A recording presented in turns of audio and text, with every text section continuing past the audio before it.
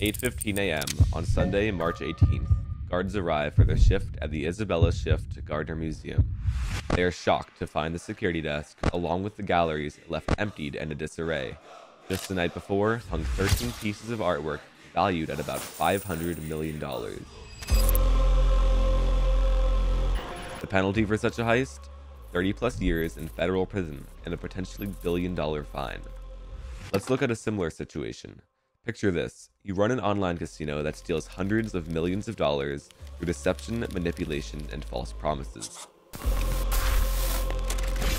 It's time to tell a story of how justice is being brought back and how all the bad actors will pay their penalty too. Way too rich to drive a Rolls, made $1 million out of stove. She let to put it in her nose. Pretty bitch with white toes. I done put her all the bros. I done put her in the rose. I done put up in the ghost.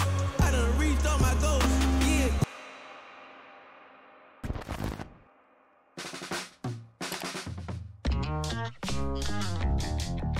Let's do a brief history lesson. Here we have Ossi. Ossi enjoys playing RuneScape in his free time. Throughout his journey as an in-game commission staker, he meets our other friend, Killian. They decided to team up and start a RuneScape gambling website. The only competitor at the time was MMO Poker. Killian, who previously worked as a staff member there, decided it was their chance to establish themselves in the scene. They opened Big Boy Bets, with Killian acting as the primary owner and Ossi receiving a 33% share in the company. Little did 14-year-old Ossi know, everything was about to fall apart. When we were running Big Boy Bets together, I would be his attack dog, and he would tell me to do this thing. He would try to send me to like DDoS different sites. Like he was super obsessive about it. Like literally, if competitor, he's just going to DDoS them. He's going to make all kinds of reports. He's going to try to get the hosting provider shut down. He's going to go like spam their chat, all kinds of shit like this.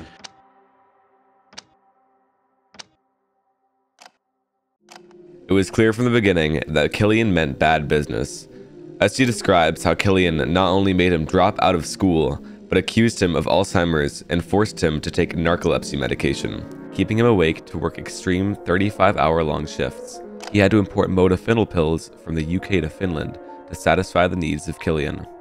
That's right, a 14-year-old being told to take actual medication to meet the extensive workflow needs of his 19-year-old business partner under threat of losing his shares in the company. How he would make you get on a prescription just over a RuneScape gambling site. And my parents were always asking me about like why the toilet smells like chemicals. Like when I would take a piss, it would like there would be this like very, very strong smell of like just chemicals. So it was pretty. Let's not forget that Killian's primary marketing strategy was to DDoS and attack websites that posed them a competition. Shown are real chat logs of him instructing Ossi to take down competitor websites, in this case, Dragon Dice. Sometimes you gotta close the door to open a window.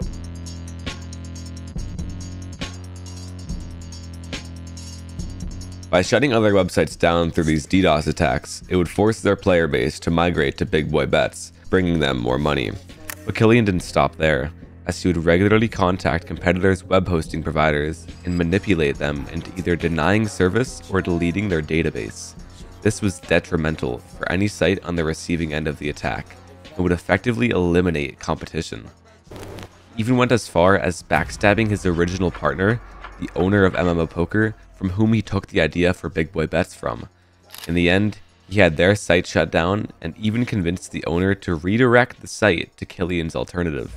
Clearly, this wasn't sustainable, and after about 8 months, Killian stopped paying Ossi his daily rake. He would then attempt to force Ossi into selling his shares in the company, even going as far as hiring an evaluator to determine the worth of the site. This was likely so he could undervalue the shares and forcibly buy them off of Ossi, who refused to sell them.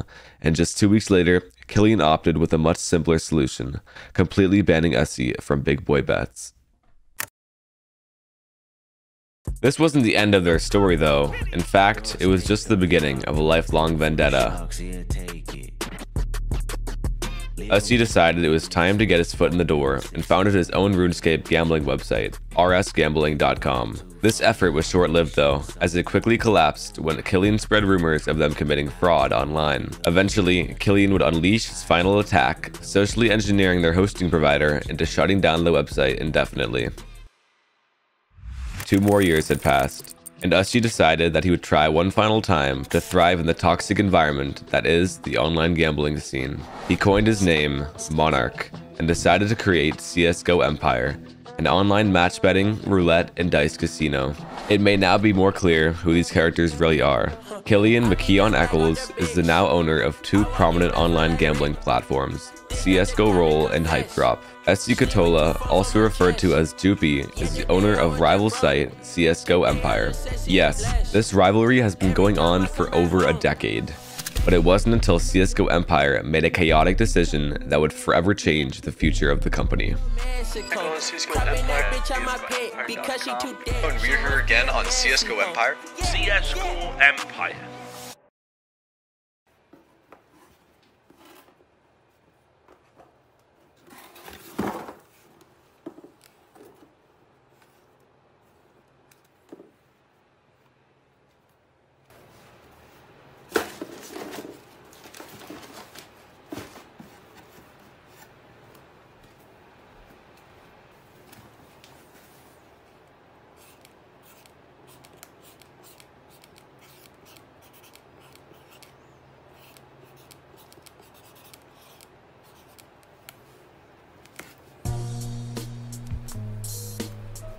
In late 2017, Monarch laid off the entirety of their marketing team and disbanded deals worth millions of dollars with all of their partnered influencers.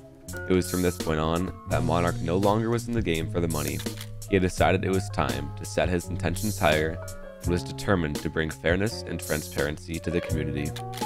Something happened and I evolved from like a scammer into the destroyer of scammers. That's when I started like exposing the scammers.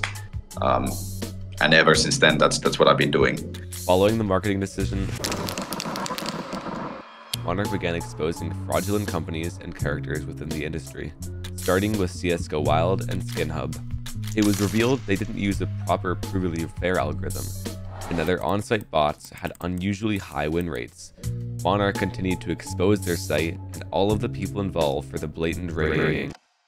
Shown are leaked chat logs with Anomaly's manager, who had close ties to Vlad Nov and Austin Long.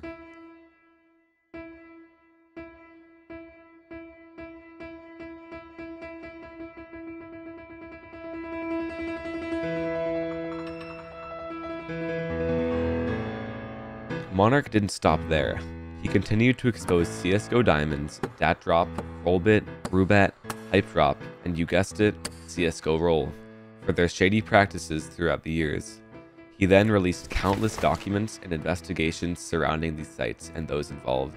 While I won't go into the specifics of each situation now, if you would like to see a video discussing those, please let me know in the comments. So why does any of this matter? Aren't casinos designed to be rigged anyways? Yes, if we're talking about in-person casinos, the answer would be yes. Spinning quarters on a slot machine will always result with the player losing in the end, because their algorithms are designed so they win just enough to keep playing, but slowly are drained of their money, one spin at a time. But there's one simple reason players choose to play online: fairness. A properly implemented casino will make use of a specifically designed algorithm to ensure that their bets aren't tampered with. Here is Crazy MMG, the founder of the Provably Fair Foundation, explaining how the algorithm works. So, briefly, how does Provably Fair work? How does it break the barrier between a trustworthy online casino and one that isn't?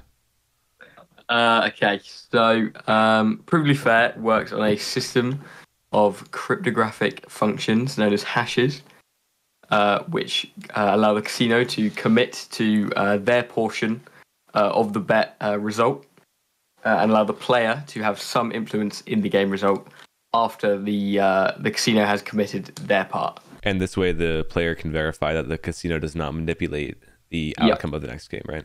Yeah, it proves that the player had the final say in the outcome without being able to know what the outcome is. Are there any alternatives to the provably fair system? If a site, for example, Clash, uses a generated number from random.org, do you think that the same level of protection is provided to the user? Well, with random.org, as you say, it's not provably fair. I do not think that there is the same protections, because what you're essentially doing is trusting that your randomness is coming from a black box company, which is random.org, and they say they use, I think, atmospheric noise, is it? But there's no guarantee of that whatsoever. There's no cryptographic hard proof that that's where the game randomness and game result was actually derived from. Okay, I see. So you can't confirm that the result is truly random. Okay. Yeah, so the whole system of provably fair relies on that you can confirm exactly where your bet result was generated from. The other prominent issue with online casinos lies within their reward structure. Operating a casino intrinsically lies within a moral gray area, but capitalizing even more off of players' addictions is where the line is drawn. The general consensus among online casino owners, and the determining factor that deems the casino to be credible, is based on the amount of resources provided for the players, not against them. For example, it is now common practice for online casinos to offer a self-ban feature and various other gamble responsibly indicators. But what is not okay is selling the player on lies in an attempt to persuade them into depositing on a certain casino website. This can be seen through marketing practices such as, "Look at this player who won, you will too," or even worse, branding gambling as an investment. It is not uncommon for mystery box casinos to promise players a recurring daily reward, forever, as a dirty tactic to get them to gamble. Of course, no casino, especially not online, will last forever. Thus, promising this is a blatant deception and manipulation on behalf of the casino. Inevitably, the casino will not bring in enough money to afford their ever-growing debts to the players, and will be forced to shut down, leaving players without millions of dollars in payouts. I'm a man of vices. I don't want kids to gamble. That's fair, right? I don't want gambling to be marketed in a predatory way. That's fair. I don't want gambling to be rigged so people lose without knowing that they lost because it was rigged, and people make, money hand over fist by essentially scamming people and engaging in fraudulent activity. That's fair. Do I think you should be allowed to gamble? Bet on sporting outcomes? Yes. Do I understand that brings a boatload of corruption and problems? Yes. While it is unclear what Monarch's exact intentions are, his message for better transparency and fairness among the online casino space is respectable. There seems to be a growing concern that he may have other profit-oriented motivations, so I confronted him about it. You own CSGO Empire, so how much of your motivation is dedicated purely from bringing fairness and transparency to online gambling, and how much does monetary gain from Empire or Duel affect that? It's a very good question. Like, I don't know if I honestly, if I wouldn't make money, like if I wasn't in the business somehow, I probably wouldn't, like, I wouldn't care enough to actually go to do this. Yeah. How much of this, it's hard, like for myself, it's hard to say like how big pieces of the motivation come from like money versus actually like hunting down the scammers. The way I see it is, it's like kind of like two birds with one stone. Like I can combine, like I have a business and at the same time I'm like destroying scammers, which is like super fulfilling. So I then asked Felix, the owner of Gamdom, who has known both Ossi and Killian for years, as well as attended a meeting with both of them in Malta, what he really thinks Monarch's ambitions are for. So you think Monarch's doing it for the money, or do you think he's doing it for the fairness in the industry? Yeah. I think neither. I think he does it for fun. For fun? Evidently, there's no one winner in this story. Both Ossi and Killian have made mistakes in the past and have different goals in this space today. If you were to purely analyze the situation on past events, I would tell you Killian is not someone that should be trusted, and Ossi is almost fanatical in the way that he's driven by things. The vendetta between the two will likely continue without end, and both parties will continue to fire shots at one another. Monarch is playing a dangerous game, exposing companies for their malpractices and potentially losing their owners millions of dollars, and it doesn't come without a cost. Monarch has had 6 blacked out SUVs sent to his villa, forcing him to flee, claiming that Killian may have had involvement in this. This is an extremely serious decision to act out on, considering the extraordinary consequence for orchestrating such an attack. It could have easily ended with someone's life being taken. Additionally, he describes how an insider at one of Hypedrop's team parties leaked footage of signs reading "Death to Monarch."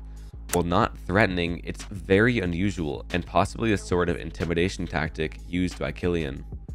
Monarch's team, on the other hand, has done their fair share of rebuttals as well. Just a few weeks ago, they sent 9 protesters on stage at the G2 esports majors, causing a major disruption in order to send a message against CSGO, who at the time was partnered with G2. On top of that, they have filled the mailboxes of Killian's partnered influencers with papers that reference cult lore. The coexistence of this cult alongside the facts of this rivalry is necessary to understand in order to assess an unbiased perspective. While it's unclear when exactly this began, throughout the years, there have been various symbols to represent the ambitions of Monarch and his self-proclaimed cult. These symbols materialize in the form of both real and fake characters, and through symbols such as the camo price, immortal snail, megabonk, and many more. It is important to cipher through what is LARP, and what truly reflects Monarch's beliefs. I advise looking at the actions of both parties involved, as those speak the most volume about who they really are. Every man must pay the camo price. Sometimes it may take a long time, sometimes it will be fast, but the beautiful thing about revenge is that there are no deadlines. At the end of the day, there are 2 wars at play. The personal vendetta between Ossi and Killian, and the lifelong fight for justice in the corrupt gambling industry, led by Monarch alongside the community. Where do you see the online casino industry in 5 years? This is the question I asked everyone I got the privilege of speaking with. I'll let their words finalize this documentary. But just remember, this war is far from over. Stay tuned, as there's so much more left to unveil. This video merely scraped the surface of the rabbit hole that is Ossi vs. Killian. I think currently there's a bit of a gambling boom, so I think while it will rise, and I think there'll be a bit of a downfall on real life gambling, but I think it will go up some more, but probably plateau a little bit. But hopefully there'll be a lot more provably fair. So I think it's at its peak right now. It used to be at its peak about 8 months ago, and now we are declining. I think there will be a huge split between like very regulated casinos that make like no money and like unregulated casinos that will make a lot of money. I think gambling will be way bigger, but the casinos will be making less money than they are making these days. I think now we are like at the peak of how much casinos are gonna make. But I think we're gonna go towards like more fair gambling, and it's gonna be like 5 years from now. I think people are gonna be gambling without paying a house edge and without getting scammed, for the most part. I hope so. I don't really know what it's gonna take. How many more people have to get addicted before they're of age for governments to care? I'm not really sure. How long is it going to take for Valve to care? I'm not really sure.